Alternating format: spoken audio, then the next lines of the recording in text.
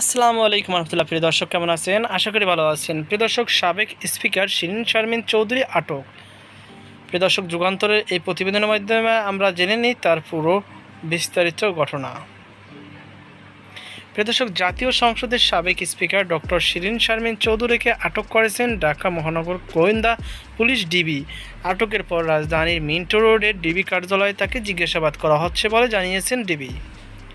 মঙ্গলবার 7 এপ্রিল ভোর 4:30টার দিকে রাজধানীর ধানমন্ডির 8/A রোডের একটি বাসা থেকে তাকে আটক করা হয়। ডিবি প্রধান অতিরিক্ত কমিশনার মোহাম্মদ শফিকুল ইসলাম তাকে আটকের বিষয়টি নিশ্চিত করেছেন। তিনি বলেন, শিরিন শারমিন চৌধুরীকে আটক করে ডিবি কার্যালয়ে আনা হয়েছে। তিনি এখন ডিবির হেফাজতে আছেন।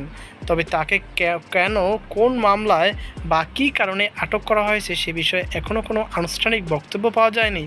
ডিবির পক্ষ থেকে জানানো হয়েছে, আটকের বিষয়টি নিশ্চিত এবং এ বিষয়ে পরে বিস্তারিত জানানো হবে। এর আগে 2013 সালের 30 এপ্রিল শিরিন শারমিন চৌধুরী স্পিকার নির্বাচিত হন এবং এরপর থেকে টানা তিনি এই দায়িত্ব পালন করে আসছিলেন। সর্বশেষ গত 7 জানুয়ারি নির্বাচনের পর তিনি পুনরায় স্পিকার নির্বাচিত হন। তিনি রংপুর 6 আসন থেকে সংসদ সদস্য নির্বাচিত হয়েছিলেন। পরবর্তীতে শেখ হাসিনা সরকারের পতনের 27 দিনের মাথায় তিনি পদত্যাগ করেন। তো প্রিয় দর্শক, এই ছিল আমাদের সর্বশেষ আপডেট। সকল ভালো থাকুন, সুস্থ থাকুন। আজকে পর্যন্তই। আল্লাহ হাফেজ।